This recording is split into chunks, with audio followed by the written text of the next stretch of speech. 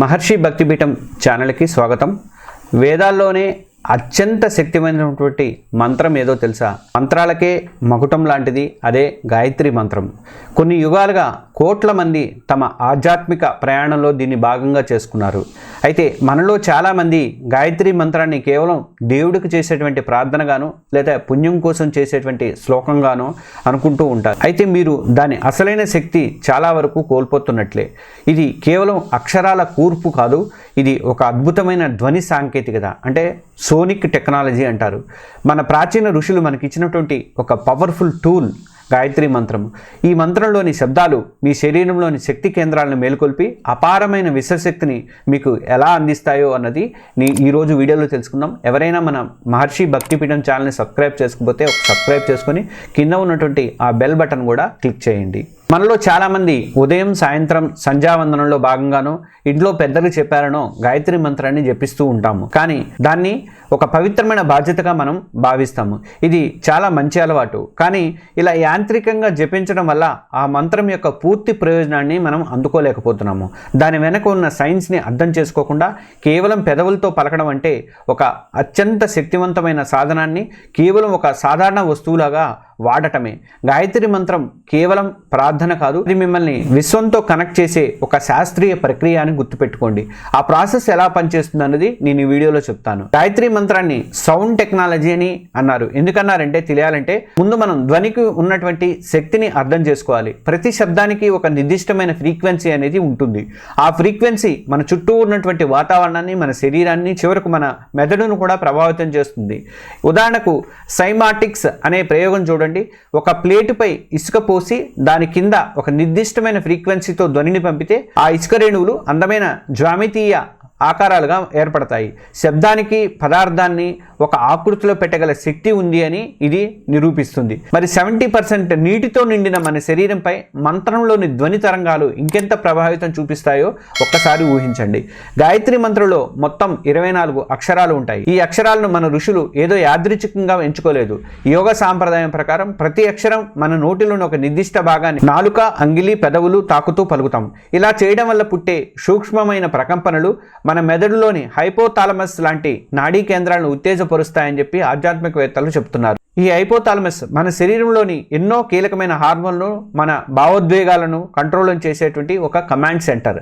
అంటే మంత్రాన్ని సరిగ్గా ఉచ్చరిస్తే మన నాడీ వ్యవస్థను, మన ఎమోషన్స్ను మనమే నియంత్రించుకునే శక్తిని పొందుతామన్నమాట. గాయత్రి మంత్రం యొక్క వైబ్రేషన్లు ప్రత్యేకమైన ఫ్రీక్వెన్సీని కలిగి ఉంటాయని, ఇది మానసిక స్పష్టతను, భావోద్వేగ స్థిరత్వాన్ని పెంచుతాయని నమ్ముతారు. ఇది కేవలం నమ్మకం మాత్రమే కాదు, దీని వెనుక కొన్ని ఆసక్తికరమైనటువంటి శాస్త్రీయ ఆధారాలు కూడా ఉన్నాయి. శాస్త్రీయ పరిశోధనలు ఏం చెప్తున్నాయని చూద్దాము. గత కొన్నేళ్లుగా, ముఖ్యంగా 2000 సంవత్సరం నుంచి 2025 సంవత్సరం మధ్య ప్రపంచవ్యాప్తంగా గాయత్రి మంత్రం ప్రభావాలపై అనేక శాస్త్రీయమైనటువంటి అంటే సైంటిఫిక్ స్టడీస్ అనేవి జరిగాయి.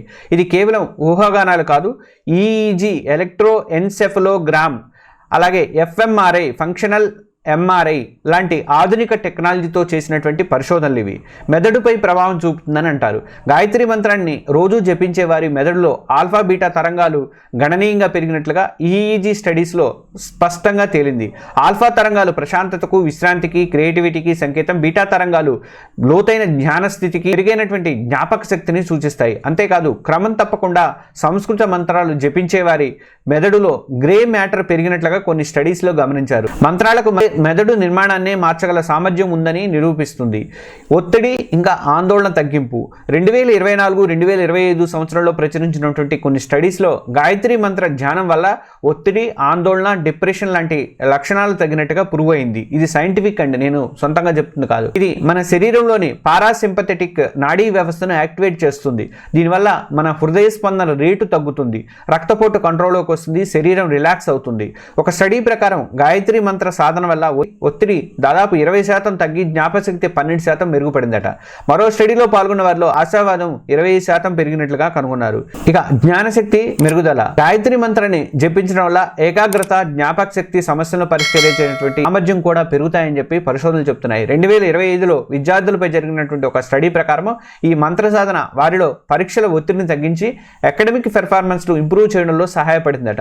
గాయత్రి మంత్రం జపించడం వల్ల ప్రాదేశిక శబ్ద జ్ఞాపక శక్తి శక్తి అంటే స్పాటియల్ అండ్ వెర్బల్ మెమరీ స్కోర్లు బాగా పెరిగాయి. ఈ పరిశోధనలు ఒకే విషయాన్ని చెప్తున్నాయి. గాయత్రి మంత్రం కేవలం ఆధ్యాత్మిక సాధన కాదు, మన మెదడు పైన శరీరం పైన కొలవగలిగినటువంటి సానుకూల ప్రభావాలను చూపే ఒక శక్తివంతమైనటువంటి మానసిక వ్యాయామం అంటారు. ఇప్పుడు సైన్స్ ని కాసేపు పక్కన పెట్టి ఆధ్యాత్మిక విజ్ఞానం ఏం చెబుతుంది అనేది చూద్దాము.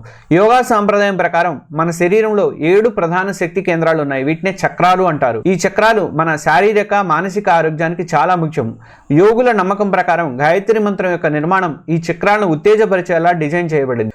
మంత్రంలోని ప్రతి భాగం కూడా ఒక నిర్దిష్ట చక్రంతో ముడిపడి ఉందని వారు నమ్ముతారు. ఓం భూర్భువస్సః అంటే ఈ 3 మనలోని కింది 3 చక్రాలతో సంబంధం కలిగి ఉంటాయి. భూహ్ అంటే భూమిని సూచిస్తుంది. ఇది మన శరీరానికి పునాది అయినటువంటి మూలాధార చక్రాన్ని యాక్టివేట్ చేస్తుంది. ఇది స్థిరత్వానికి భద్రతకు సంబంధించినది. ఇక భువః అంటే అంతరిక్షాన్ని సూచిస్తుంది.